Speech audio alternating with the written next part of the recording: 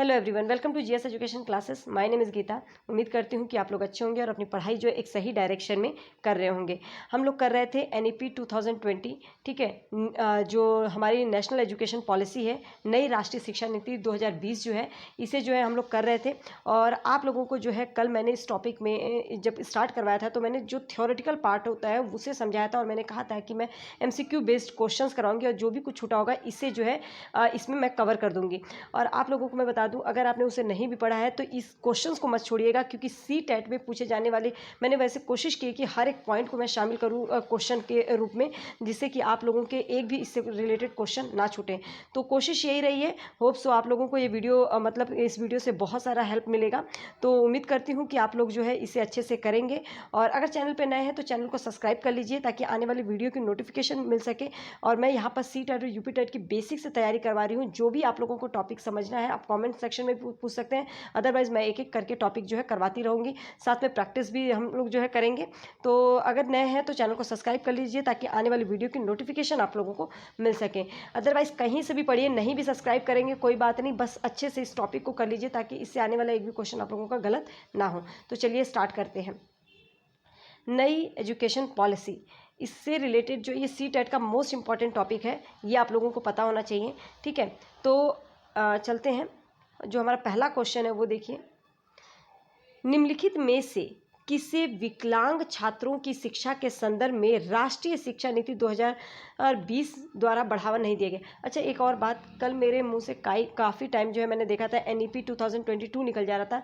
इस चीज़ को आप लोग समझ सकते हैं कि कई बार फ्लो में जो है निकल जाता है। तो होप सो आप लोगों को ये बात समझ में आ गई होगी, ये बस ऐसे ही फ्लो में निकल गया। वैसे है एनईपी 2020, ठीक है, कई बार ऐसे मुंह से निकल जाता है। तो क्वेश्चन क्या है, विकलांग छात्रों की शिक्षा के संदर्भ में राष्ट्रीय शिक्षा नीति 2020 द्वारा किस चीज़ को बढ़ावा नहीं दिया जाता है। बुनियादी संरचना को, इसको तो बोला गया भाई, अनिवार्य विशेष शिक्षा बिल्कुल होना चाहिए, एक छात्र के लिए एक शिक्षक और प्रशिक्षक या उपयुक्त तकनीकी हस्तक्षेप।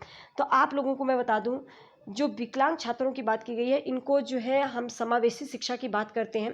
बहुत बार जो है आप लोगों को बताया जाता है किसकी, समावेशी शिक्षा, इंक्लूसिव एजुकेशन। तो विकलांग छात्रों को जो है नॉर्मल छात्रों के साथ ही पढ़ाया जाता है। तो एक छात्र के लिए एक शिक्षक और प्रशिक्षक, इसकी व्यवस्था नहीं की गई है।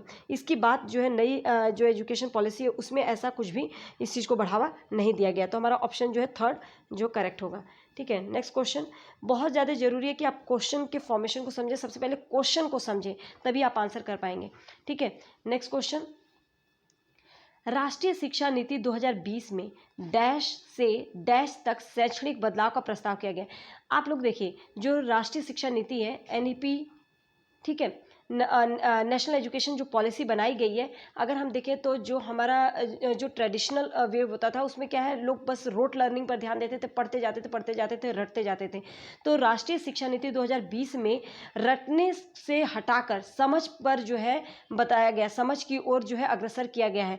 तो देखते हैं कि हमारे ऑप्शन में क्या है, रटन अधिगम संकल्पनात्मक समझ, ये रटन है, ठीक है, मतलब रटन जो रोट लर्निंग होती है, रटने पर आधारित होती है, उसे बोला गया है, ठीक है। और संकल्पनात्मक समझ मतलब कॉन्सेप्चुअल जो अंडरस्टैंडिंग है आपकी। दूसरा ऑप्शन रचनावाद व्यवहारवाद की बात कर रहा है। पूछताछ आधारित शिक्षा, प्रयोग और अभ्यास पर। देखो, आप बार बार अभ्यास, मतलब अभ्यास करना अच्छी बात है, ठीक है, पूछताछ पर आधारित तो, लेकिन नहीं, राष्ट्रीय शिक्षा जो नीति है, आप लोग याद रखिएगा, जो हमारा ट्रेडिशनल मेथड होता था पहले का, उसमें जो है रोट लर्निंग पर ध्यान दिया जाता था, मतलब कि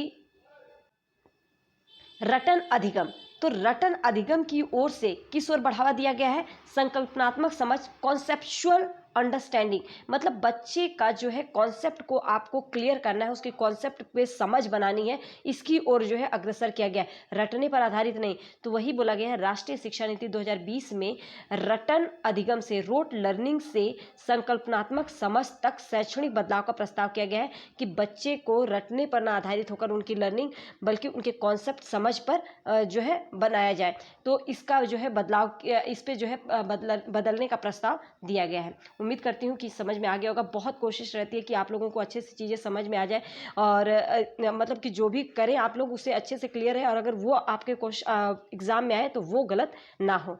तो अगर वीडियो पसंद आए तो प्लीज़ हिट लाइक बटन, ठीक है। Next question, NEP national education policy 2020 में एक राष्ट्रीय मूल्यांकन केंद्र स्थापित करने का प्रस्ताव है।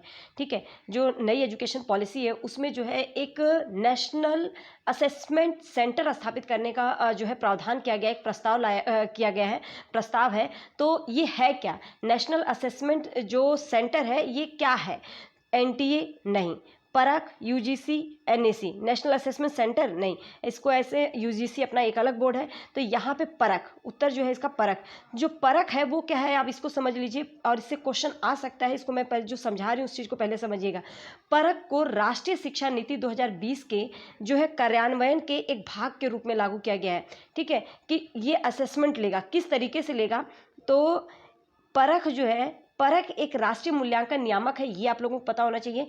इसका अर्थ क्या है? प्रदर्शन मूल्यांकन, प्रदर्शन मतलब कि परफॉर्मेंस असेसमेंट, समीक्षा, रिव्यू करना एवं समग्र विकास के लिए, उस बच्चे के होल डेवलपमेंट के लिए उसके ज्ञान का विश्लेषण करना, मतलब कि उसके नॉलेज का जो है क्या करना है? एनालाइज करना है, एनालिसिस ऑफ नॉलेज। ठीक है, किस लिए? होलिस्टिक डेवलपमेंट के लिए, पूरे उसके समग्र विकास के लिए जो है आपको बच्चे के परफॉर्मेंस असेसमेंट लेना है, उसका रिव्यू करना है और उसके नॉलेज का जो है एनालिसिस करना है, उसके नॉलेज का। तो परख का जो है ये काम होगा। अब ये करेगा ये किस तरीके से काम, इस पर भी मैंने एक क्वेश्चन बनाया है, उस क्वेश्चन के थ्रू आप लोगों को समझाऊंगी। उम्मीद करती हूँ कि आप लोगों को समझ में आ गया होगा। ये बहुत बार एक बार क्वेश्चन पूछा जा चुका है, पूछा भी जा सकता है। परख क्या है याद रखिएगा। ठीक है, परख जो है ये नेशनल असेसमेंट सेंटर है। ठीक है, अब इसका काम क्या है ये आप लोगों को बता दिया है। Next question, sorry, NEP 2020 early child care and education, early child care की उम्र है क्या? तो यहाँ पे राष्ट्रीय शिक्षा नीति जो है उसमें early child care and education की उम्र क्या है? इसका फुल फॉर्म में आप लोगों को याद होना चाहिए। 3 से 8 वर्ष, 4 से 7 वर्ष, या 2 से 6 वर्ष, या 3 से 6 वर्ष। तो आप लोगों को बता दूं 3 से 8 वर्ष, जिसे कि फाउंडेशन स्टेज बोला गया था। फाउंडेशन स्टेज, क्या?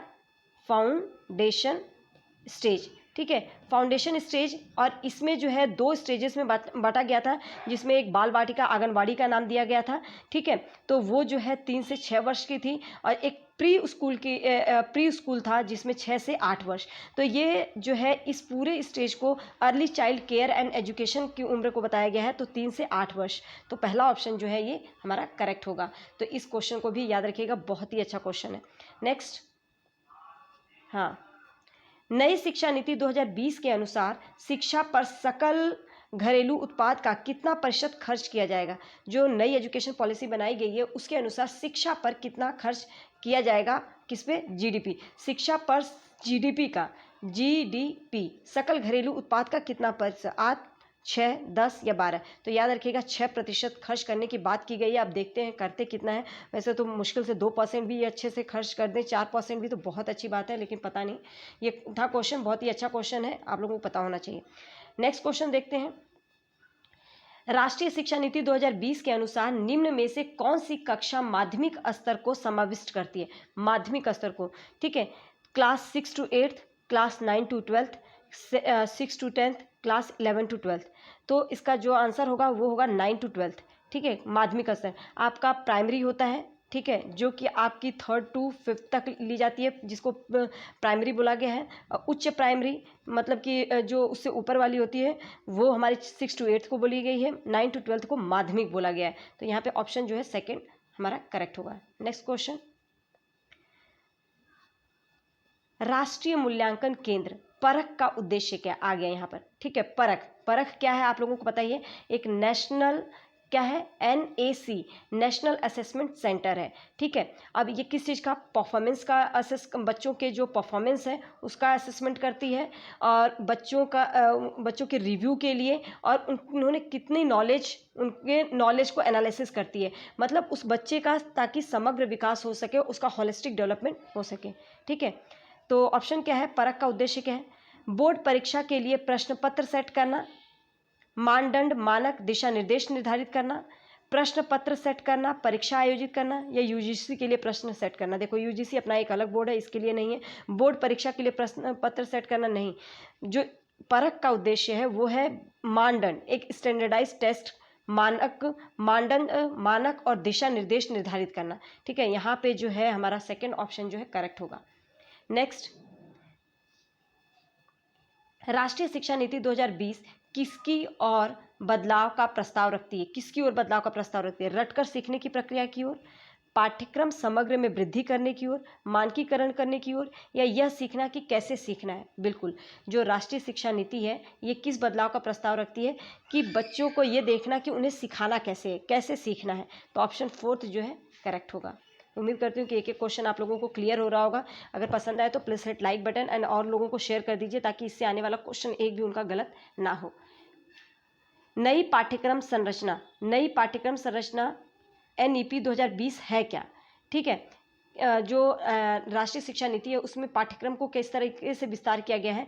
5+4+3 3+2+3+4 या 5+3+3+4 या इनमें से कोई नहीं। तो आप लोगों को बता दूं, फाउंडेशन स्टेज 5 ईयर्स की होती है। ठीक है, प्रीपरेटरी, ठीक है, इस तरह से हमारा जो उच्च प्राइमरी आ जाता है वो, और फिर उसके बाद माध्यमिक 4। तो 5+3+3+4, तो ऑप्शन जो है हमारा थर्ड करेक्ट होगा। NEP 2020 किस पर बल देती है? तो NEP 2020 किस पर बल देती है?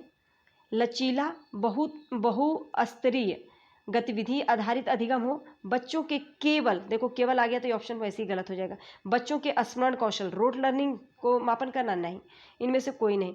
तो जो राष्ट्रीय शिक्षा नीति 2020 है ये किस पे बल देती है? तो ये देती है फ्लेक्सिबल हो, उसमें बहुत सारी एक्टिविटी हो, गतिविधियों पर आधारित जो अधिगम बच्चों को कराया जाए। तो ऑप्शन जो है हमारा फर्स्ट जो है सही होगा, क्योंकि इसमें जो है फ्लेक्सिबिलिटी की, मतलब टाइम के अनुसार, समय के अनुसार जो है उसमें फ्लेक्सिबिलिटी इतनी रहे कि उसमें बदलाव किया जा सके, और वो जो भी बच्चों को पढ़ाया जा रहा है वो बहुत सारी एक्टिविटी बेस्ड उनकी लर्निंग हो। ठीक है, ताकि उनका जो है कॉन्सेप्ट क्लियर हो सके। 11th क्वेश्चन देखते हैं। राष्ट्रीय शिक्षा नीति 2020 में निम्नलिखित में से किसकी वकालत नहीं की गई है? पाठ्यक्रम में वृद्धि की, योगात्मक मूल्यांकन की, प्रौद्योगिकी के उपयोग में कमी की, संरचनात्मक समझ पर जोर। तो पाठ्यक्रम में वृद्धि की जो है वकालत नहीं की गई है, योगात्मक मूल्यांकन, प्रौद्योगिकी के उपयोग में कमी, या संरचनात्मक समझ पर। देखो, संरचनात्मक समझ पे तो किया गया है, पाठ्यक्रम में वृद्धि पर नहीं की गई है। तो हमारा 1, 2, 3 ये किस ऑप्शन में है? यहाँ पे हाँ, सी जो है हमारा करेक्ट होगा। एक पाठ्यक्रम में वृद्धि की बात नहीं की गई है, ना तो योगात्मक मूल्यांकन। देखिए जो है एक बार नहीं, ये जो है फॉर्मेटिव असेसमेंट की बात करता है, जो है एक तरह से डेली, ठीक है, इकाई मूल्यांकन होना चाहिए, मतलब एक थोड़ा सा पढ़ाया फिर उसका मूल्यांकन किया बच्चे का कि बच्चे ने कितना सीखा। तो एक तरह से फॉर्मेटिव असेसमेंट हो, मतलब टीचिंग लर्निंग के दौरान जो हमारा असेसमेंट बच्चों का लिया जाता है उसकी बात करता है, उसकी मूल्यांकन की बात करता है। प्रौद्योगिकी के उपयोग में कमी बिल्कुल नहीं, प्रयोग पर तो ज़्यादा और देना है, और भी बहुत सारी चीज़ों का, मतलब प्रयोग से बच्चों को सिखाना है प्रौद्योगिकी का उपयोग करके। तो यहाँ पे 1, 2, 3 ये इसकी बात जो है नहीं की गई है, तो हमारा सी जो है ऑप्शन करेक्ट होगा। 12 देखते हैं क्वेश्चन में क्या बोला गया है। नई शिक्षा नीति 2020 में कौन सी भाषा को कक्षा 5 तक खत्म करने की बात की गई है? संस्कृत, अंग्रेजी, उर्दू या हिंदी? आप लोगों को बता दूं कक्षा 5 तक जो है मातृभाषा को रखा गया है। मातृभाषा मतलब कि बच्चे की जो मदर टंग होगी उसकी बात की गई है।